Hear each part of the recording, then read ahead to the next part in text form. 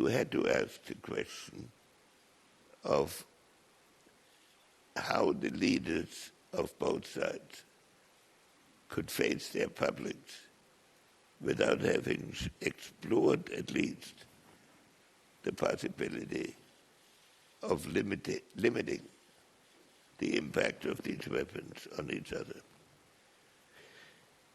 So we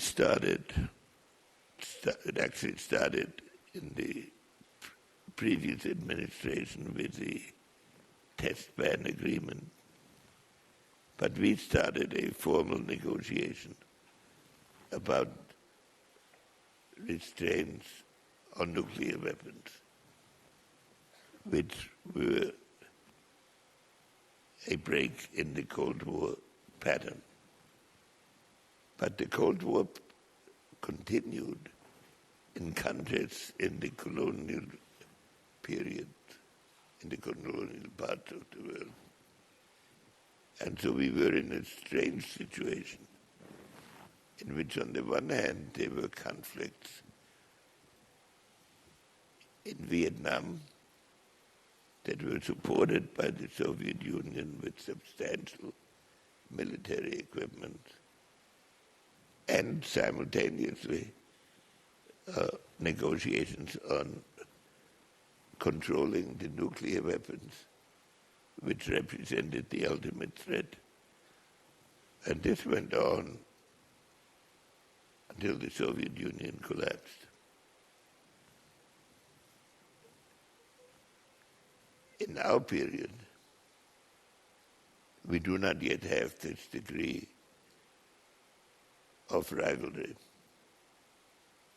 But we also don't have formal negotiations to reduce the political conflicts. And the reason I described the potential of the situation as catastrophic is China and the United States are countries of a magnitude exceeding that of the Soviet Union and America. The Soviet Union was not an economically significant country.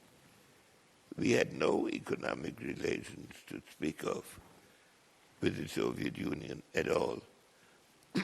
And the Soviet Union did not appear on the international scene as a major economic country. China is a major economic country, and so are we.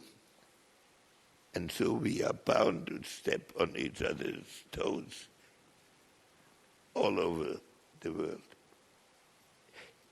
in the sense of being conscious of the purposes of the other.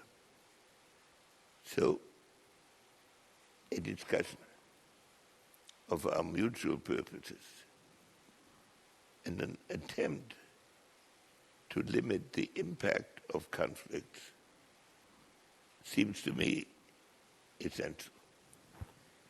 And therefore, if conflict is permitted to run unconstrained, the outcome could be even worse than it was in Europe.